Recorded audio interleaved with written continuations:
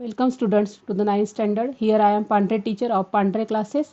Our subject is the science one and the first chapter is the laws of motion गतीचे नियम.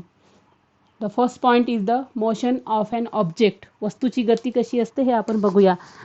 We see the motion of several objects every day. For example, the flight of a bird, leaves flying through the air म्हणजे पक्ष्याचे उडणे, तर हवेतील झाडाचा पालापाचोळा, तर ह्या मोशन दिसतात. पण कधी कधी आपल्याला मोशन दिसत नाहीत, जसं की ब्रीज वाहणारा वारा, ह्याची मोशन दिसत नाही पण ते जाणवते. बघूया आपण मोशन म्हणजे काय. तर रिलेटिव्ह, ती मोशन जी असते ती रिलेटिव्ह असते. तर रिलेटिव्ह म्हणजे काय, तर if the position of an object is changing with respect to its surroundings, म्हणजे जर वस्तूची गती जी आहे किंवा पोझिशन आहे ती सतत बदलत असेल विथ रिस्पेक्ट टू सराउंडिंग, म्हणजे आता ही सराउंडिंग आपण बोर्ड घेऊ आणि ह्या बोर्डवर माझ्या हातामध्ये जी स्केल आहे ती सतत मोशनमध्ये आहे.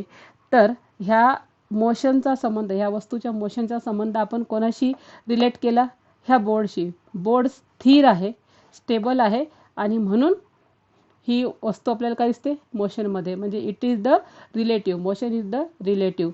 समजा ही वस्तू स्टेबल आहे, मी स्केल अशी बोर्डवर ठेवून दिली आहे, तर अशा वेळेस आपण त्याला म्हणतोय की वस्तू ही स्थिर आहे. म्हणजे जी ऑब्जेक्ट स्थिर आहे ती कोणाशी रिलेट केली, सराउंडिंगशी. म्हणजे सराउंडिंगच्या परिसराशी आपण जेव्हा वस्तू रिलेट करतो तेव्हा ती मोशनमध्ये आहे. जर ती हालत असेल, तिची पोझिशन सतत चेंज होत असेल तर त्याला म्हणतात that is it is in motion, otherwise it is not. Okay, next point बघूया आपण, that is the displacement and distance. तर पहिला पॉईंट बघूया डिस्टन्स. डिस्टन्स मीन्स काय, length of actual path travelled by an object in motion. Means length of actual path म्हणजे already इथे बघायचं ह्या फिगरला, हा ऑलरेडी अस्तित्वात असलेला हा रोड आहे, पाथ आहे. तर या पाथवरून आपण गेलोत, समजा ही ऑब्जेक्ट आहे आणि या पाथवरून आपण स्वतःहून इथून आपण ट्रॅव्हल केलं या रोडवरून, तर ह्याला म्हणतात डिस्टन्स. म्हणजे ऑलरेडी अस्तित्वात असलेला पाथ, त्याला म्हणतात काय, डिस्टन्स. ओके, तर इथे ए टू बी आणि बी टू सी, म्हणजे आपण ए टू बी इथे चाललो आहे 12 किलोमीटर आणि परत बी टू सी इथे चाललो आहे 5 किलोमीटर. आपलं डेस्टिनेशन किंवा जे फायनल स्पॉट आहे तो सी आहे. तुमची शाळा आहे, तुम्ही इथून निघालात, पण रोड असा आहे ना, मग तुम्ही किती टोटल चाललात, 12 अँड 5 म्हणजे टोटल किती चाललं तुम्ही, 17 किलोमीटर चालत गेलात. ओके, तर याला म्हणतात ॲक्च्युअल पाथवरून तुम्ही चालत गेल, तुम्हाला असंच जावं लागेल, मध्ये कुठेही रस्ता नाही आहे, या रस्त्यावरून तुम्ही चालत गेलात, तर हा ॲक्च्युअल पाथ आहे. It's called as the distance. पण कधी कधी काय होतं की तुम्हाला वाटतं की हा जरा वेळ लागेल आपल्याला जायला, तर तुम्ही शॉर्टेस्ट पाथ निवडता. शॉर्टेस्ट म्हणजे त्याला म्हणतात shortest path, A to C सरळ जातात तुम्ही, शॉर्टेस्ट पाथने जातात, तर त्याला डिस्प्लेसमेंट म्हणतात. म्हणजे it is the minimum distance between the starting and the finishing point, म्हणजे starting point A to finishing point C. तर अशा प्रकारे ह्याला म्हणतात that is displacement and it is the shortest distance. दिसते तुम्हाला, ह्याला फक्त किती लागले, 13 किलोमीटर आहे आणि ह्याला टोटल किती लागले, 17. ओके, तर हा पॉईंट तुमचा क्लिअर झाला आहे. या डिस्टन्सवर डिपेंड आहे स्पीड. तर स्पीड आणि ह्या डिस्प्लेसमेंटवर डिपेंड आहे व्हेलॉसिटी. तर स्पीड आणि व्हेलॉसिटी हा भाग आपण शिकण्याच्या पूर्वी थोडंसं 1-2 एक्झाम्पल्स आपण बघूया.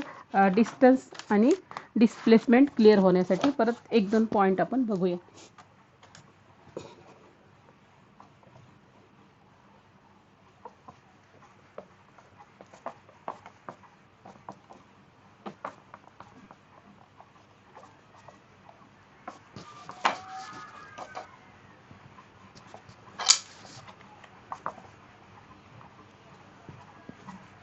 तर एक सर्कल काढते मी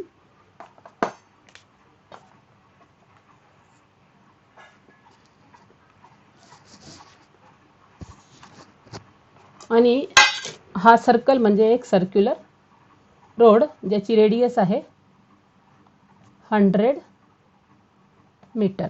ओके, आपल्याला क्लिअर करायचे आहे डिस्टन्स आणि डिस्प्लेसमेंटमधला परत एक थोडासा डिफरन्स आहे, तो आपण परत क्लिअर करून घेऊ. या जो आहे याला थोडा वेळ आपण सर्क्युलर रोड म्हणूया, सर्क्युलर रोड. आणि सर्क्युलर रोडवर सोराली नावाची एक मुलगी रोज मॉर्निंग वॉकला जाते आणि ती एपासून निघून एपासून निघून परत एपर्यंत येते. म्हणजे एक सर्कल ती कंप्लीट करते. असं करत ती 4 ते 5 वगैरे सर्क्युलर जे आहे ती सर्क्युलर पाथवर चालते, मॉर्निंग वॉक करते. हे करताना एक सर्कम्फरन्स कंप्लीट म्हणजे काय, तर एक जो आहे एक सर्कल ती पूर्ण करते, त्यालाच काय म्हणतात सर्कम्फरन्स. म्हणजे काय झालं, C is equal to circumference C, आणि त्याचा फॉर्म्युला आहे 2πr. तर ती असं किती डिस्टन्स कवर करते, एक पूर्ण राऊंड करायला ती किती डिस्टन्स कवर करते आपण बघूया. आपण डिस्टन्स हा पॉईंट पहिले क्लिअर करतोय.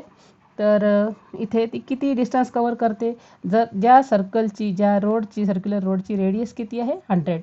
आपण यावरून आता एक सर्कल, एक फेरी पूर्ण करायला ती किती अंतर कापते तर बघूया. आपण व्हॅल्यू पुट करून घेऊ 2πr. तर पायची किंमत असते 3.14 इंटू, आणि रेडियस दिली आहे 100 मीटरमध्ये आहे. मल्टिप्लाय करून घेऊ 6.28 इंटू 100. टोटल किती झाली 628, मल्टिप्लाय करून 62800.00 मीटर. म्हणजे इथून तर इथपर्यंत पूर्ण राऊंड करायला ती किती मीटर चालते आहे, 628 मीटर. ओके, हे झालं तिचं, तिने अंतर कापलं आहे. सी डिस्टन्स ट्रॅव्हल्ड, अंतर कापलं किती 628, हे डोक्यात ठेवा. पण आता परत आपल्याला दुसरा पॉईंट क्लिअर करायचा आहे, दॅट इज द डिस्प्लेसमेंट. पण ती डिस्प्लेस किती झाली नाही, ती फिरून फक्त त्याच जागेत, डिस्प्लेस म्हणजे जागा बदलणे. जागा बदल झाला का, फिरून त्याच ठिकाणी आली. असं होत नाही की ती अशी पुढे येऊन इथे थांबलेली आहे, दुसऱ्या पॉईंट समजा इथं बी आहे, नाही, ती येऊन परत कुठं थांबली आहे एच पॉईंटवर. म्हणजेच तिचं डिस्प्लेसमेंट काय झालं आहे, जागा बदल 0 झालेली आहे, ती तिथेच येऊन परत थांबली. सो डिस्प्लेसमेंट काय झाली आहे, इट इज द 0. डिस्टन्स, हे दिस इज द डिस्टन्स. तर डिस्प्लेसमेंट इथं काय झाली आहे, डिस्प्लेसमेंट हे झालं इथं 0. समजला हा पॉईंट. तर आपण एक दुसरं घेऊन, दॅट इज सिम्पल, एक लाईनमधलं घेऊ, स्ट्रेट लाईनमधलं डिस्टन्स घेऊ आपण. नाव स्ट्रेट लाईन, एक ए आणि बी पॉईंट आपण घेतले, आणि या ठिकाणी एक जी आहे कार, आणि इथे ती कार इथे पोहोचणार आहे. यासाठी आपण परत समजायला एखादा फिगर. तर इथे ही कार आहे, आणि कार या पॉईंटपासून निघते आणि ती बीपर्यंत जाते आहे. 360 मीटर ती ट्रॅव्हल होते. ओके, म्हणजे तिने काय केलं, अंतर कापलं. अंतर कापलं मीन्स डिस्टन्स ट्रॅव्हल. किती अंतर कापलं आहे इथपर्यंत येताना, डिस्टन्स किती घेतलं आहे 360.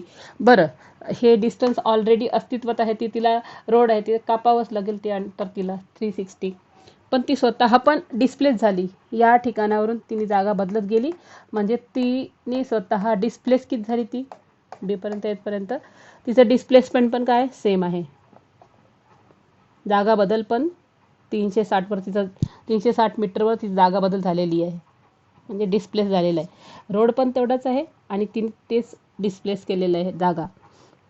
ओके, आता परत ती कार आपल्या मूळ स्थानावर येते, एवर पहिले गेली. म्हणजे जाताना परत तिने किती अंतर कवर केलं आहे, 360 मीटर. सेकंड केस म्हणजेच 360 + 360 इज इक्वल टू किती 720 मीटर. म्हणजे तिने 720 मीटर परत इथपर्यंत क्रॉस केलेलं आहे.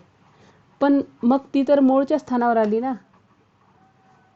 डबल करताना डिस्टन्स हे 720 झालेलं आहे, पण झालं हे डिस्टन्स झालं आहे, पण तिचं डिस्प्लेसमेंट काय झालेलं आहे, डिस्प्लेसमेंट इथे झालेलं आहे 0. बघा, या ठिकाणी डिस्प्लेसमेंट झालेलं आहे 0. तर डिस्टन्स किती झालेलं आहे 720 मीटर. तर जर एका साईडला होत असेल, वन डायरेक्शनला, तर डिस्टन्स पण तेवढंच आणि डिस्प्लेसमेंट पण तेवढी. पण परत ती आपल्या मूळच्या स्थानावर येत असेल तर डिस्प्लेसमेंट काय झालं आहे 0 आणि डिस्टन्स किती झालं आहे 720.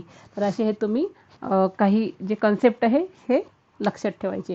ओके, आपण पुढचं बघूया. स्केलर अँड व्हेक्टर क्वांटिटी म्हणजे काय. तर स्केलर ही क्वांटिटी, या क्वांटिटीला फक्त काय असतं, that is the magnitude. The scalar having scalar quantity, त्याला फक्त काय असतं, मॅग्निट्यूड. आणि व्हेक्टर क्वांटिटीला काय असतं, it is having the magnitude and direction. तर स्केलर क्वांटिटी, समजा आता परत हेच घेऊ आपण, इथून ए टू बी. तर आपण हे घेतल्यावर कार परत ए पासून निघालेली आहे आणि ती बी पर्यंत जाते आहे, म्हणजेच ती काय कव्हर करते आहे, तर ती डिस्टन्स कव्हर करते 360 मीटर. तिने डिस्टन्स इथपर्यंत कव्हर केलेलं आहे. ओके, असं नाही आहे मगाशी आपण पाहिलं सर्कलमध्ये, की समजा सर्कल बघूया आपण,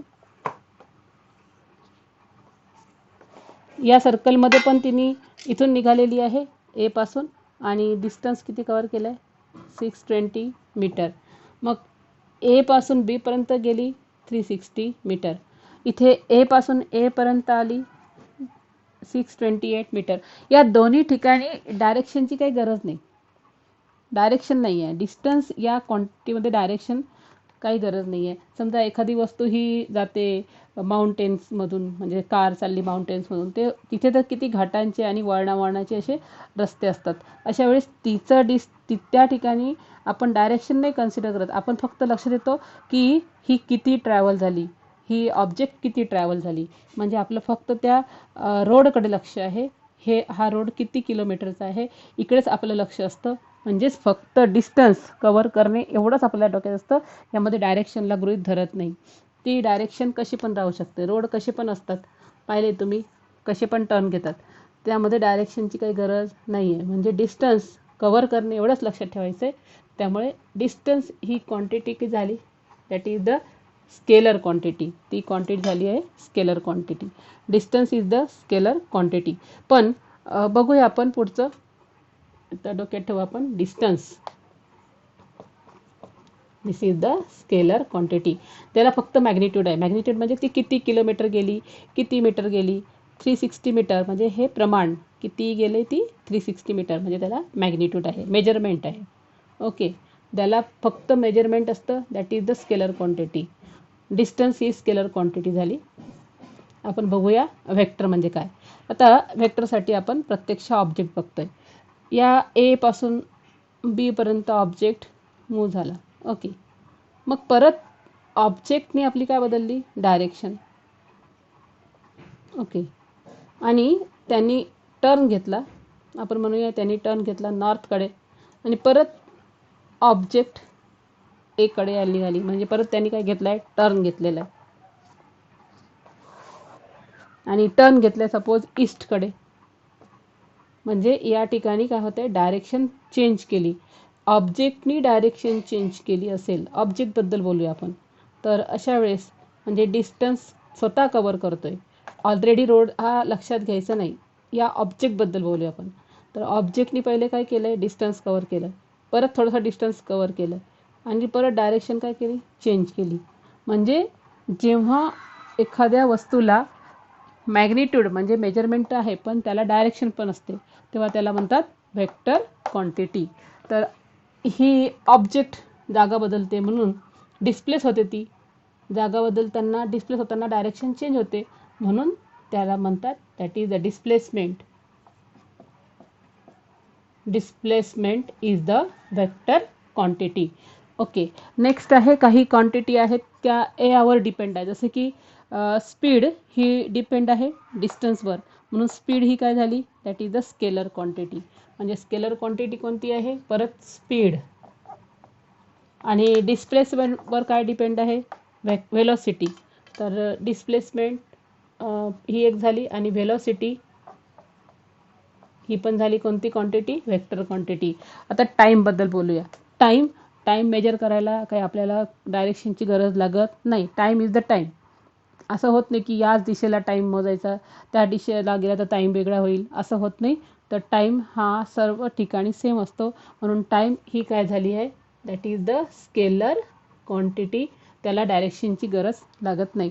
तुम्हाला हे पॉईंट क्लिअर झाले असतील तर आपण आता आपल्या मेन पॉईंटकडे जाऊया, that is the distinguish between speed and the velocity. बघूया आपण.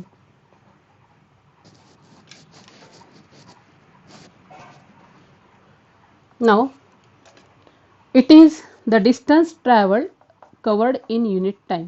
परत टाइम आला. स्पीड. स्पीड म्हणजे काय? It is the distance travelled in unit time. बघा स्पीड, डिस्टन्स दिसते इथला डिस्टन्स. डिस्टन्स ट्रॅव्हल व्हायला टाईमची गरज लागते. समजा मला काही किलोमीटर जायचं असेल तर टाईम लावू की नाही? की मला आता तुमच्या बाबतीत तुम्हाला स्कूलमध्ये जायचं आहे तर तुम्ही विचार करता हां येस मला 5 मिनिटात पोहोचायला पाहिजे. म्हणजे तुम्ही स्कूलपर्यंत जाताय समजा तुम्ही 500 मीटर म्हणजे हाफ किलोमीटर तुम्हाला जायचं आहे स्कूलमध्ये आणि तुम्ही जाणार त्या जायला किती लागणार? 10 मिनिट्स. म्हणजे 500 मीटर जायचं असेल तर तुम्हाला किती लागणार आहे? 10 मिनिट्स. समजलं? अशा प्रकारे distance travelled in unit time म्हणजे दिलेल्या वेळेत. युनिट म्हणजे दिलेल्या वेळेत, ठरलेल्या वेळेत.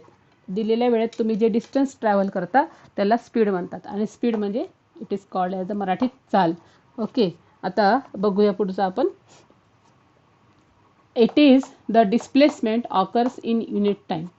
आता इथे डिस्प्लेसमेंट म्हणजे तुम्ही पहिल्यांदा रोडवरून चालत गेला, तुम्ही डिस्टन्स कव्हर केलं आहे 500 मीटर तुम्हाला धावत त्यांना आवश्यक आहे. तो रोड 500 मीटरचा आहे. तुमच्या घरापासून तर तुमच्या स्कूलपर्यंत असणारा तो 500 मीटर आहे. तर डिस्टन्स तुम्ही ते करणार ट्रॅव्हल. पण तुम्हाला शॉर्टकटने जायचं आहे. नाही ह्या साईडने जरा वेळ लागतोय, टाईम जास्त लागतोय, तुम्ही शॉर्टकटने जात आहे. म्हणजेच काय? It is the displacement. तुम्ही स्वतःबद्दल बोला आता. तर displacement occur in unit time. मग तुम्हाला जायला किती वेळ लागतोय? डिस्प्लेसमेंट तुम्ही डिस्प्लेस होता, जागा बदल करता. Displacement in unit time it's called as the velocity. हा तुमच्या चालण्याचा वेग झाला. आणि रस्त्यावरून चालत जाणे ती चाल झाली. पण तुम्ही स्वतःबद्दल बोलताय तुमचा वेग किती झाला? That is the displacement upon time. नाव याचं मेजरमेंट युनिट कशात आहे? तर S I international standard unit जे आहे एस आय, तर ते कशात मोजायचं? Metre per second. तर हे मीटर पर सेकंद कसं आलं? डिस्टन्स कशात मोजतात? Kilometre, metre, centimetre. त्यामुळे याचं युनिट काय घेतात? डिस्टन्सचं मीटर आणि टाईम कशात घ्यायचा? सेकंदमध्ये. आणि त्याचं C G S small unit जर घेतलं आपण तर ते काय असतं? C G S. आणि सी जी एस युनिट काय असतं? मीटरच्या ऐवजी काय असतं? सेंटीमीटर. आणि टाईम तो सेम राहतो. ह्याचं आहेत कारण शेवटी डिस्टन्स किंवा डिस्प्लेसमेंट हे जाणेच आहे. मेजर करणे आहे किलोमीटर किंवा मीटरमध्ये. तुम्ही पण चालता मीटर किलोमीटर इतकं चाललो आहे, आज इतकं चालणं झालं आहे, तर ते डिस्प्लेसमेंट आहे. तर डिस्प्लेसमेंट जे डिस्प्लेसमेंट आहे ते देखील मीटरमध्ये असतं. म्हणून दोन्हीचं युनिट्स एस आय सेम असतं, मीटर पर सेकंद आणि centimetre per second. It is the scalar quantity. आता सांगितलं आहे ही स्केलर क्वांटिटी आहे. It is having only magnitude. It is the vector quantity that is having magnitude and direction. Okay students, हे point तुमचे ते clear झालेत. तर आपण नेक्स्ट पॉईंट बघूया. That is the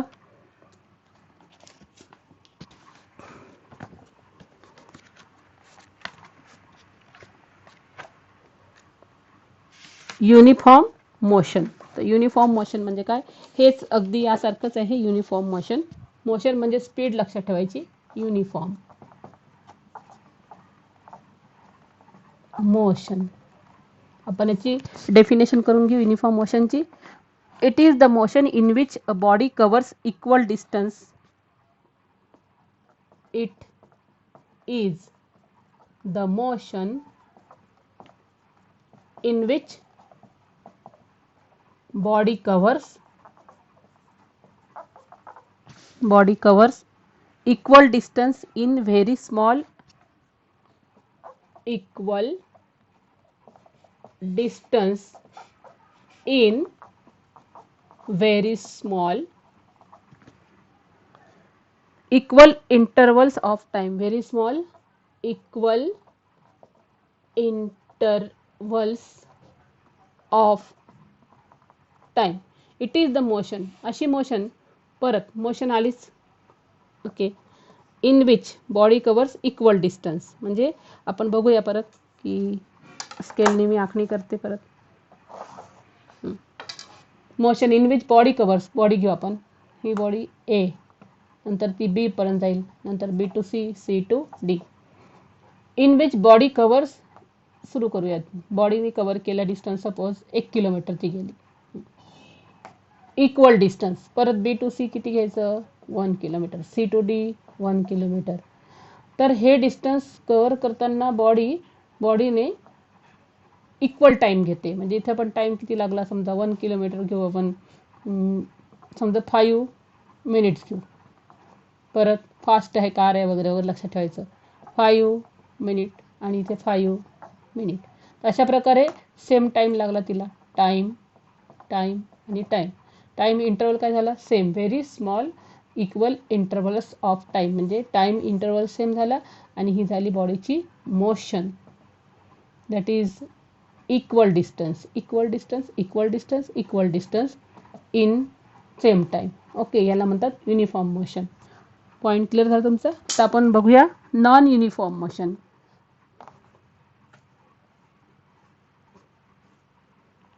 non uniform,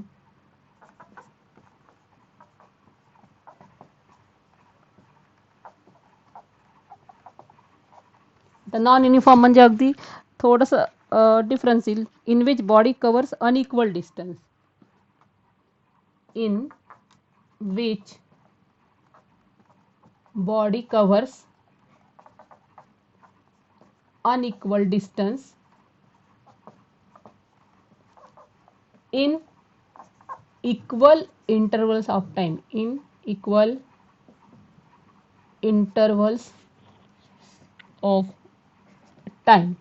आपण परत बघूया की अनइक्वल डिस्टन्स म्हणजे आता चेंज करूया. अनइक्वल डिस्टन्ससाठी आपण पॉईंट्स वेगवेगळे घेऊया. फर्स्ट ए हा पॉईंट बी इथे घेते, सी थोडा जवळ, डी आणखीन लांब. अशा प्रकारे आपण बोलूया. Body covers unequal distance. समजा हे आहे 2 kilometre, B to C 1 kilometre and C to D is the 4 kilometre. Body covers unequal distance. वस्तू इथून निघाली बीपर्यंत, B to C, C to D, पण त्याला टाईम ती सेम घेते. म्हणजे 2 किलोमीटर पण 10 मिनिटात घेते, 1 किलोमीटर पण 10 मिनिट्समध्ये घेते आणि सी टू डी 4 किलोमीटर पण 10 मिनिटात घेते. याचा अर्थ काय, तर हा रोड चांगला आहे, समजा ती वस्तू रोडवरून निघाली आहे, हे रस्ता चांगला आहे, 2 किलोमीटर जायला 10 मिनिट लागतात आहे. आता रस्ता खूप खराब आहे, 1 किलोमीटर जायला तेवढाच वेळ लागतो आहे. आता हा पुढचा रस्ता खूप पॉश आहे, त्यामुळे 4 किलोमीटर हे डिस्टन्स पण ती किती मिनिटात कवर करते, 10.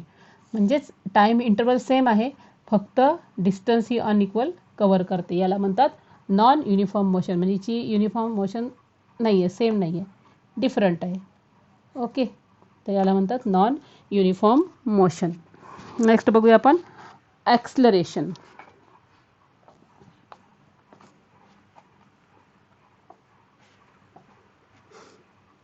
That is the acceleration. हा पॉईंट आपण परत क्लिअर करू. परत मी एक रोड आपण घेऊ, तिथे आपण ए आणि बी असे पॉईंट बनवूया. तर वस्तू इथे स्टेबल आहे, म्हणजेच ती रेस्टमध्ये आहे, तिला स्पीड नाही आहे. आणि स्पीड नाही आहे म्हणजेच तिची व्हेलॉसिटी, तिचा वेग काय, 0 आहे. म्हणजे सुरुवातीचा वेग काय इथे 0. सुरुवातीच्या वेगाला यू म्हणतात.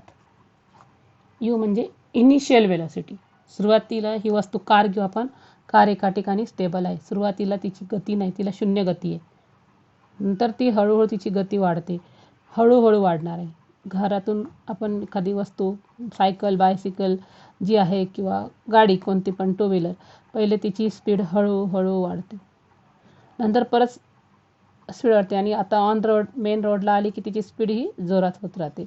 ऑन रोडच आहे असं म्हणूया, तिची स्पीड आता बी या ठिकाणी, ऑन रोड थांबलेली नाही आहे असं म्हणूया, ऑन रोड तिची स्पीड आता जास्त वाढलेली आहे. ए या ठिकाणी 0 आहे, तिची स्पीड बी या ठिकाणी वाढलेली आहे. आपण वाढलेल्या स्पीडला फायनल व्हेलॉसिटी म्हणूया.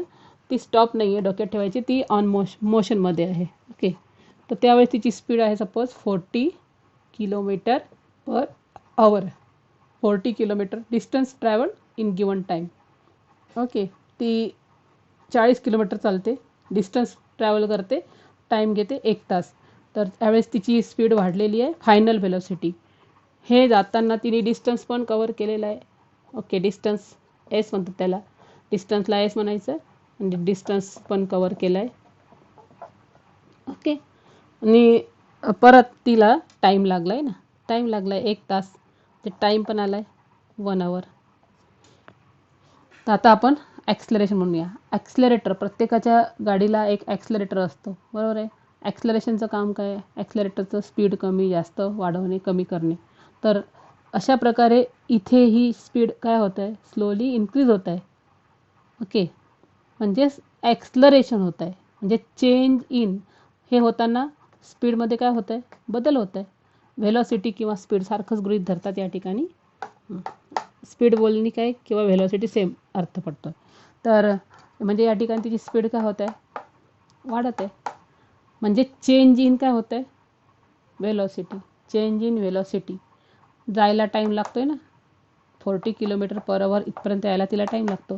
So change in velocity in given time is called as the acceleration. Acceleration म्हणजे काय, गतीमध्ये होणारा बदल, दिलेल्या टाईममध्ये गतीमध्ये होणारा बदल. तर डेफिनेशन लिहून घेऊ. Acceleration is the rate of change of, it is the rate of, rate म्हणजे टाईम, टाईममध्ये दिलेल्या वेळेत, rate of change of velocity in given time म्हणतात, विथ रिस्पेक्ट टू टाईम पण म्हणतात, विथ रिस्पेक्ट टू टाईम, टाईमशी संबंधित होणारा गतीतील बदल. तर गतीतील बदल म्हणजे पहिले इनिशियल वेलोसिटी किती होती, 0, सुरुवातीची गती 0 होती, नंतर किती वाढली, 40, म्हणजे बदल कितीचा झाला, 40चा. म्हणजेच ही 40 ही क्वांटिटी ग्रेटर आहे आणि ही क्वांटिटी स्मॉलर आहे. त्यामुळे आपण काय करूया, ग्रेटर क्वांटिटीतून स्मॉलर क्वांटिटी मायनस करूया. नाव ॲक्सलरेशन म्हणजे ए म्हणतात त्याला. हायर क्वांटिटी पहिले लिहा फायनल, नंतर इनिशियल क्वांटिटी लिहा आणि हे जायला काय लागला होता, time. So time change in velocity म्हणजे फॉर्म्युला तयार होतो, that is the change in velocity in given time is called as the acceleration. आता velocity ही कोणती क्वांटिटी होती, ती व्हेक्टर. मग व्हेलॉसिटी ही व्हेक्टर क्वांटिटी आहे आणि तिला डायरेक्शन आहे, त्यामुळे डायरेक्शन लिहू आपण. जर व्हेलॉसिटीला डायरेक्शन आहे तर ॲक्सलरेशनला पण काय, डायरेक्शन. म्हणजेच ॲक्सलरेशन ही कोणती क्वांटिटी झाली, it is the vector quantity. It is the vector quantity. Change in velocity in given time, it is called as a vector quantity आणि त्याला ॲरो देतात. ओके, समजलंय. आता आपण बघूया, that is the positive acceleration. आता next point आपण बघूया, positive acceleration. हा जो पॉईंट आहे तो असा पण लिहितात आर, याला आपण चेंज करून घेऊ. टीला इथे मल्टिप्लाय करा, काय होईल, AT is equal to V minus U. Therefore यूला ट्रान्सफर करा इकडे, U plus AT is equal to V. U minus आहे, ट्रान्सफर केला काय होईल, प्लस झाला. इथे साईड बदलली आहे, लेफ्ट हँड साईडला तो आला आहे, मायनसचा साईन झाला आहे प्लस, आणि AT इक्वलच्या खाली इक्वल व्ही. इक्वेशन सरळ लिहून घेऊ व्यवस्थित, व्हीला या साईडला आणून घेऊ आणि ह्या दोघांना तिकडे घेऊन जाऊ. V is equal to U plus AT. तर अशा प्रकारे ह्या इक्वेशनला दुसऱ्या फॉर्मॅटमध्ये पण लिहितात, V is equal to UT. Okay, आणि हेच मोशन आहे शेवटी, त्यामुळे मोशनचं फर्स्ट इक्वेशन, आणि हे न्यूटनने तयार केलं. So Newton's first equation of motion आलेलं आहे, that is the first equation of motion. Okay, next बघूया आपण, that is the positive acceleration, negative acceleration and zero acceleration म्हणजे काय. First point is the positive acceleration. शॉर्टमध्ये मी असं लिहिते, positive म्हणजे काय, when the velocity of the body increases. सतत बॉडीची व्हेलॉसिटी इन्क्रीज होते. आत्ता आपण पाहिलं एक्झाम्पल, 0 होती, स्लोली तिची व्हेलॉसिटी इथे वाढली. सपोज ती आली 5 km/h, परत फास्ट गेली, रोड फार फास्ट आहे, एकदम स्पीड वाढवली 15 km/h, परत खूप फास्ट, तर शेवटी अटेंड केली रोडवर किती, 40 km/h. म्हणजे सतत व्हेलॉसिटी काय होत आहे, वाढत आहे. जेव्हा व्हेलॉसिटी सतत वाढते त्याला म्हणतात positive acceleration. That is when the velocity of body increases with time. When velocity of body increases with time, then it is called as the positive acceleration. आता आपण सेकंड पॉइंट बघूया, negative acceleration.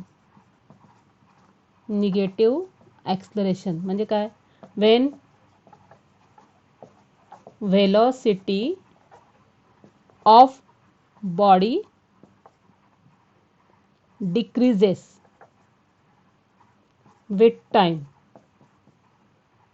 then it is called as the negative acceleration. आपण या ठिकाणी plain किंवा ट्रेनचं example घेऊ. Plain on the railway ट्रॅकवरती आहे, ट्रॅकवर आहे आणि आता प्लेन ही स्टेशन जवळ येताना तिची स्पीड काय होत राहते? कमी होत राहते. तर आता स्टेशन आहे 5 किलोमीटरवर आणि ट्रेननी इथून आता तिची स्पीड कमी करत चाललेली आहे. ट्रेन 80 किलोमीटर्स पर आवरच्या स्पीडमध्ये होती ए या पॉईंटला ऑन द रेल्वे ट्रॅक चालत आहे. हळूहळू तिची स्पीड काय होते? कमी होत जाते, बरोबर आहे. तर तिची स्पीड आता कमी होत चाललेली आहे. इथे खूप जास्त आहे इथपर्यंत, इथे जास्त खूप, नंतर हळूहळू स्पीड कमी कमी परत कमी परत कमी आणि इथे काय होतं आहे? स्पीड ही 0, ती आता स्टेशनला थांबलेली आहे. म्हणजे यामध्ये काय होते? व्हेलोसिटी त्या ट्रेनची काय होते? इथे डिक्रीज होत आहे. बॉडी म्हणजे इथे एखादी ऑब्जेक्ट वस्तू ट्रेन घेतली, then it is called as the negative acceleration. Okay, आता झिरो ॲक्सलरेशन म्हणजे काय? हा पॉईंट बघूया आपण. Next point is the zero acceleration.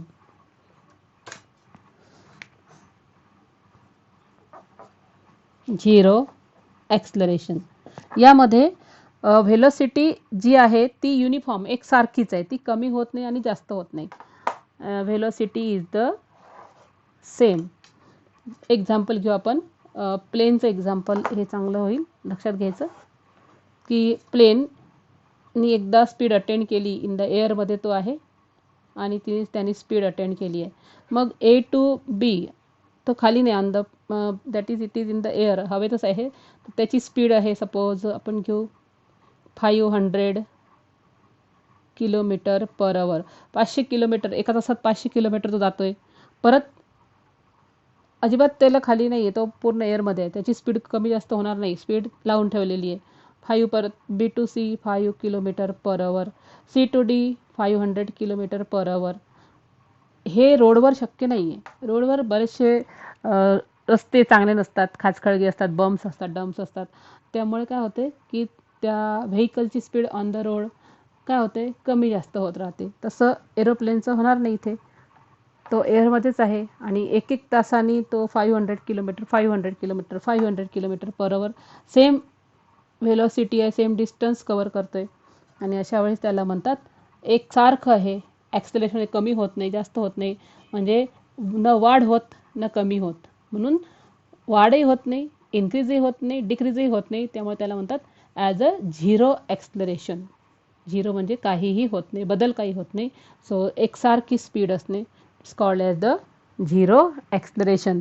आपण डेफिनेशन लिहून घेऊ. That is if the velocity